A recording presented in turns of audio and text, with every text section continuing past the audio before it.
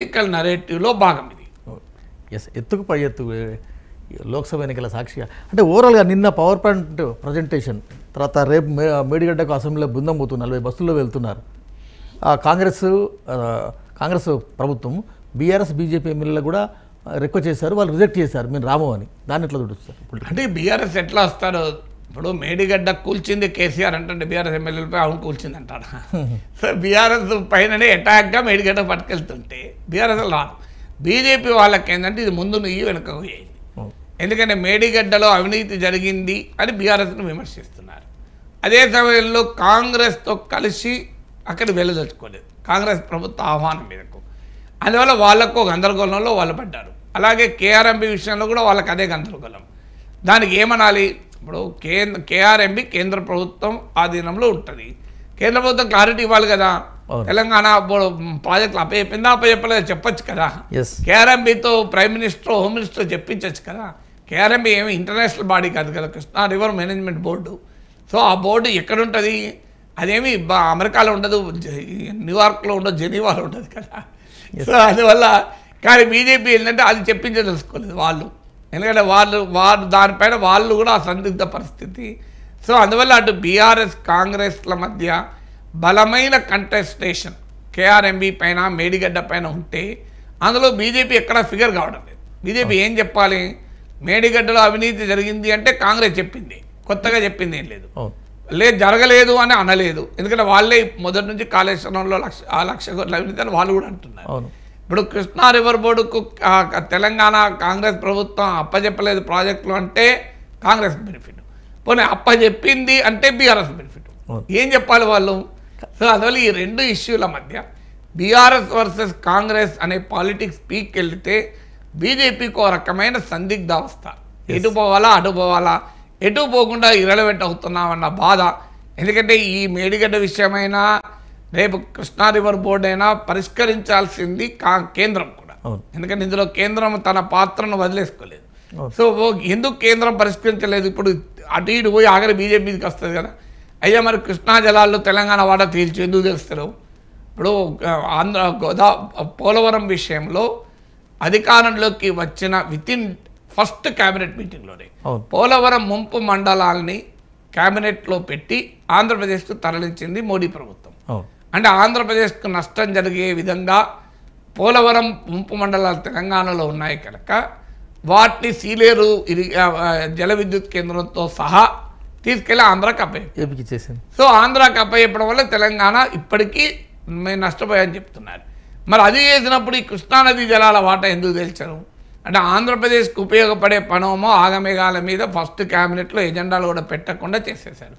మరి తెలంగాణకు సంబంధించిన అంశం పైన ఎందుకు చేయరు అనే ప్రశ్న పదే పదే తెలంగాణ బీజేపీని వేధిస్తుంది. సో మీరు ఎందుకు మరి కృష్ణా జలాల వాటా తేల్చలేదు? ఇప్పుడు తెలంగాణ ఈ కేఆర్ఎంబీ అనే చిన్న ఇష్యూ, ప్రాజెక్టులు కృష్ణా రివర్ మేనేజ్మెంట్ బోర్డు పైన ఉంటుందా, తెలంగాణ ప్రభుత్వమా ఆంధ్రప్రదేశ్ ప్రభుత్వమా? అల్టిమేట్గా నీళ్ళే కదా. బోర్డు ఎవరు ప్రాజెక్టులు ఎవరు మేనేజ్ చేస్తేంది? అడ్డగోలుగా నీళ్ళేం తీసుకెళ్ళలేరు. ఎందుకంటే ప్రాజెక్టు మా చేతిలో ఉంది కనుక మొత్తం మేము వాడేస్తామన్నారు కదా. అది సాధ్యమే కాదు. సో అది టెక్నికాలిటీ. బోర్డు ప్రాజెక్టుల నిర్వహణ ఎవరి చేతిలో ఉంది అని. ప్రాజెక్టుల నిర్వహణ మా చేతిలో ఉంది కనుక మొత్తం మేమే వాడేస్తాం తోడేస్తాం అంటే ఒప్పుకుంటారా? ప్రాక్టికల్గా సాధ్యం కాదు కదా. ఇప్పుడు మా దగ్గర ఒక కరెంట్ ప్లాంట్ ఎన్టీపీసీ ఉంది, అక్కడికి వెళ్ళి కరెంట్ మేము మోనీయం వేరే రాష్ట్రానికి అనగలమా? సింగరేణి బొగ్గును తెలంగాణలో వాడతాం బయటికి మోనీయం అని అంటానమ్మా? సో కృష్ణా గోదావరి బేసిన్లో గ్యాస్ మా ఆంధ్రప్రదేశ్లో మొదలు ఇవ్వాలి, తర్వాత బయటికి పట్టుకోపోవాలి ఆంధ్రప్రదేశ్ అనగలదా? హైదరాబాద్కి అస్సలేదా కృష్ణా గోదావరికి వేసిన గ్యాస్? అందువల్ల ఇది అదేమి బోర్డు ఎవరి చేతిలో ఉన్నా నీళ్లు వాడకంలో ఇష్టం వచ్చినట్టు సాధ్యం కాదు. కానీ అదొక టెక్నికల్ అంశం ఆధారంగా చేసుకొని రాజకీయం జరుగుతుంది. అసలు విషయం ఏంటంటే కృష్ణా నదిలో వాటాల సంగతి కదా. అసలు విషయాన్ని బీజేపీ తెలిచాలి, కేంద్రం తెలిచాలి, వేరేటోడు ఎవరు తెలియలేదు. అది అంటే బీఆర్ఎస్ ఎమ్మెల్యేలు ఎలాగో పోరు సార్ మీరు అన్నట్టు. కానీ బీజేపీ పోకుంటే బీఆర్ఎస్ మళ్ళీ బీజేపీ కూడా గ్యారెంటీగా కాంగ్రెస్ అంటుంది కదా. ఇప్పుడు మీరు చూడండి, మేడిగడ్డలో అవినీతి జరిగింది ఇంతకాలం అన్నారు, మరి అవినీతి జరిగిన దానికి మరి ఎందుకు రావడం లేదు? ఈ ప్రశ్న గ్యారెంటీగా వస్తుంది. అంటే కిషన్ రెడ్డి దానికి ఇచ్చిన వివరణ మేము ఇద్దరికి పోయాం మళ్ళీ ఎందుకు పోడు అని. కిషన్ రెడ్డి పోయాడు, ఎమ్మెల్యేలు పోలే కదా. ఇప్పుడు ఇలా బీజేపీ తరఫున గెలిచిన 8 మంది ఎమ్మెల్యేలు ఎంతమంది వెళ్ళారు మేడిగడ్డకు? సో ఎమ్మెల్యేలు కూడా ఎందుకు వెళ్తలేరు? కిషన్ రెడ్డి వెళ్ళాలని అవసరం లేదు, ఓకే ఆయన ఇదివరకే వెళ్ళొచ్చాడు, కానీ ఈ ఎమ్మెల్యేలు వెళ్ళలేదు కదా, మరి వీళ్ళు ఎందుకు వెళ్తలేరు అనే క్వశ్చన్ అయితే వస్తుంది కదా. సో వీళ్ళు వెళ్ళి వీళ్ళకి ఆ ప్రాజెక్ట్ అర్థమవుతుందా సాధారణ ప్రజలకు? మనం ఏం సివిల్ ఇంజనీరింగ్ ఎక్స్పర్ట్స్ కాదు కదా. ఇప్పుడు మనకేమర్థమవుతుంది, నిజంగా కూడా ఆడు వెళ్ళినా కూడా అది మోర్ సింబాలిజమే, పొలిటికల్ పోస్టరింగే తప్ప సివిల్ ఇంజనీరింగ్ ఒక డ్యాము, దాని సేఫ్టీ, అది మేడిగడ్డ కూలిందా, వంగిందా, వంగలేదా, అది ఎక్స్పాన్షన్ ఫాల్ట్ లైన్సా, నిజంగానే కిందకెళ్ళి ఇసుక కొట్టుకపోయిందా, ఇవన్నీ ఆ విజ్ఞానం, ఆ సివిల్ ఇంజనీరింగ్ అనుభవం ఉంటే తప్ప చెప్పగలం తప్ప వేరే వాళ్ళు ఎవరో చెప్పలేము, ఎంత తెలివినా చెప్పలేము. It's a pure technical subject. A politician పోయినా చెప్పగలుగుతాడా?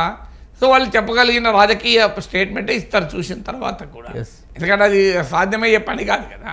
మనకేమర్థమవుతుంది, ఇప్పుడు పేషెంట్ని చూస్తే నువ్వు నేను చెప్పగలమా రోగం ఏదో, అదే డాక్టర్ చెప్పగలడు. దట్స్ ఎ సైన్స్, అదే డిఫరెంట్ సైన్స్ కదా. సో అందువల్ల మేడిగడ్డకు నేను పోయినా నాకు కూడా అర్థం కాదు.